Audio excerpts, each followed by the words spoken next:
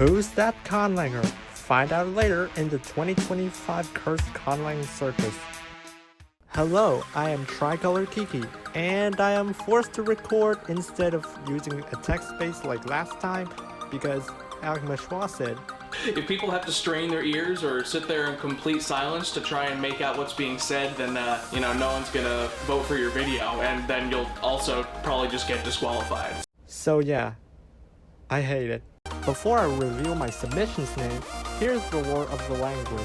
In 2050, an asteroid accidentally interdimensionally transferred from the dimension 28Q was about to hit the Earth in 11A.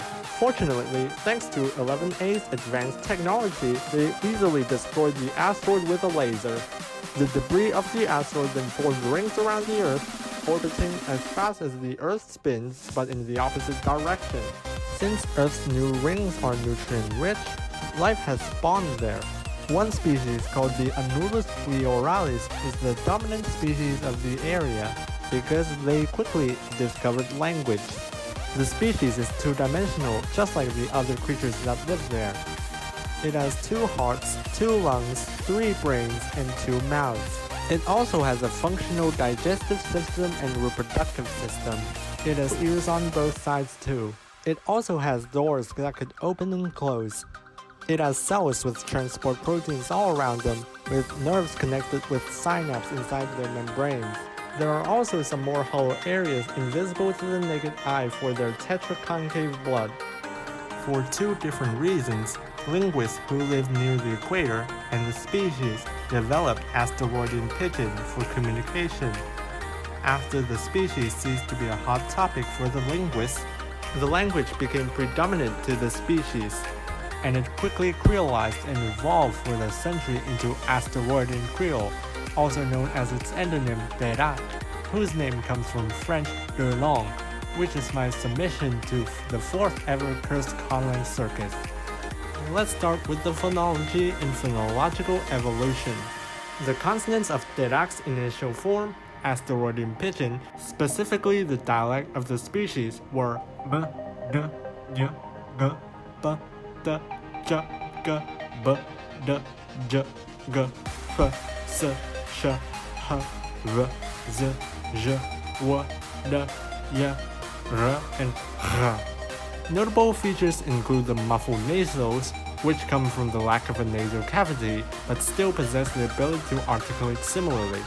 Bilabial fricatives instead of labiodental ones due to its inflexible lips, the lack of laterals due to the species being 2-dimensional, and the velar trill to compensate for the lack of uvula. The vowels were I, U, E, O, E, A. Note that the back vowels were labialized instead of rounded due to the species being 2-dimensional. Now for the phonological evolution to the modern Derac language. I'm not going to explain it in detail, so pause whenever you want, I guess.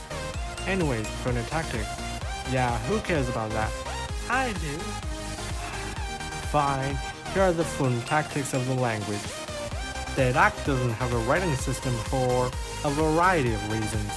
However, it does have a romanization used exclusively by human linguists, as shown on screen.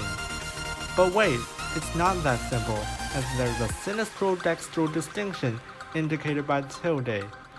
The circumflexes of the vowels are only written in the stressed syllable or the last vowel of a harmonic chain when needed. Additionally, palatal digraphs have the y omitted when before I, and coda plosives and fricatives are written as their adjective and voiceless counterparts, respectively. Finally, coda plosives before m, n, ny, or ng are all silent, if they both have the same place of articulation.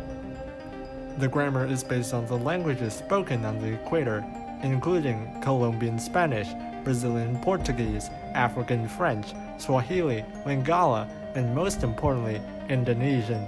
But it does have innovations of its own.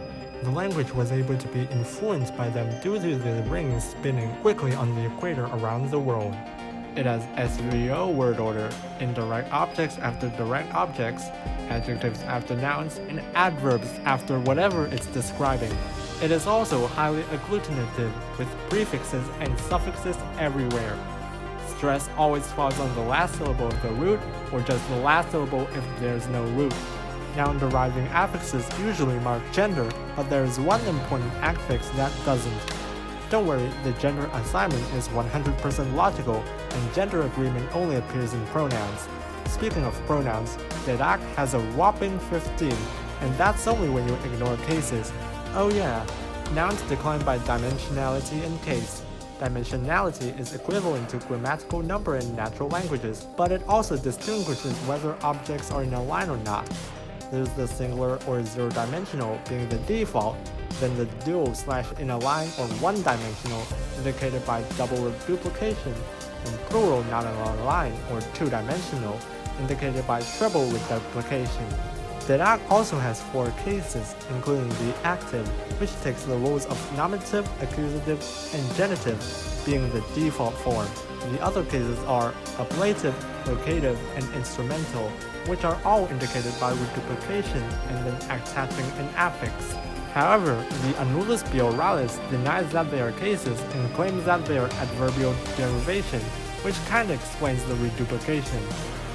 Adjectives agree in case by reduplicating in all cases except the active. Adjectives also take on prefixes for comparison. Reduplicating adjectives derives adverbs as well.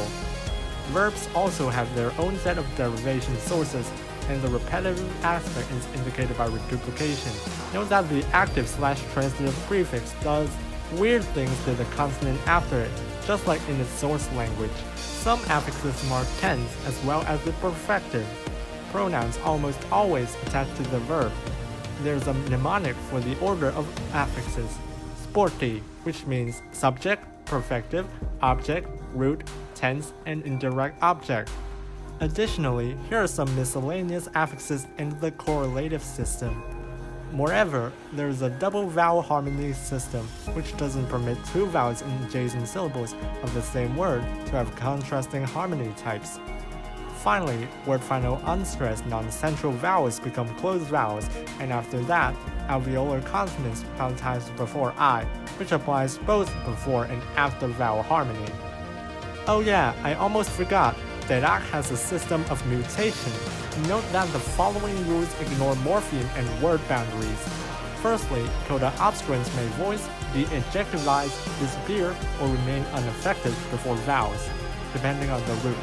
Secondly, voiceless not ejective plosives and V are dropped and written as an apostrophe between vowels, except J, which becomes ZY. This applies even when there's a semi-vowel separating them. This is called lenition, and it came from Colombian Spanish. Finally, morpheme final dextrose syllables have a voice plosive depending on the word inserted before vowels. This is called nasalization, and yes, lenition and nasalization stack, so beware when speaking the language. The vocabulary is also based on the languages spoken on the equator, including, do I have to say it again? But there are 2 other notable things about the vocabulary. The first one is the deixis. Dedak doesn't have words for up and down, and more surprisingly, left, right, forward, and backward. Instead, they use dagiji, paraji, bibiji, and tuburju, meaning towards space, west towards the earth, and east, respectively. Also, when you say a red ball is east of the blue square, in Dedak, it literally means the red ball is more east than the blue square. The second one is the number system. Just like how we humans use base 10 because we have 10 fingers, Dedak uses base 4 because the annulus bioralis has 4 fingers. But tricolor, I thought they used the base 16 system using words from 1 to 4 in 4 different languages with affixes indicating ordinals and fractions. Well yes, this is a default system, but it also has another system which is used for giving the direction in meters, which I call the vector system. It reuses many words from the default number system, plus some of its own, with the interfix E connecting numbers of different directions. The numbers of the system are indicated by the prefix ME (T) (H). For example, ben ia pada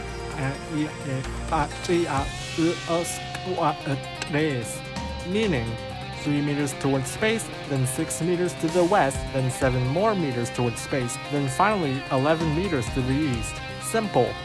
So comment, are we done? Yeah, I think so. The translation seems to be the only thing left. Alright, the translation will have two variations. One without sinistral-dextral distinction, and another with sinistral-dextral distinction, which will probably be linked in the description in case I run out of time. Anyways, here I go.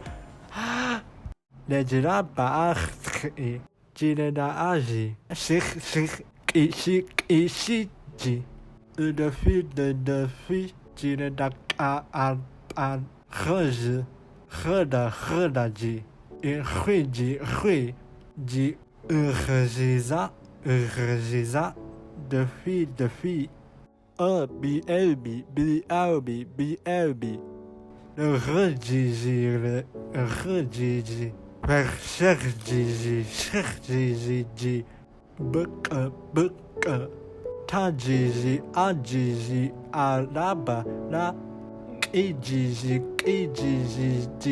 buka jira buk jajiji buka aka le puja uta jira bedu sajiji buka aka de utasha jita tarbakaji tarjiba a 四的啊，一把啊，四和日不个，只让不把啊给连会会，啊四四日达达卡斯达达卡斯，达不达，那卡达萨达萨一达沙达沙，Serbi ji. Sergi, Ibi. Oh boy, that was so painful. Thanks for watching my rush submission to the 4th Curse Cuddling Circus, and I'll see you, I don't know when. I've joined a lot of mini-trials thanks to Lego Lizard. I joined an Uno tournament, and I rejected my initial idea in September. Thus, my submission was rushed. Anyways, Saji. It's the way.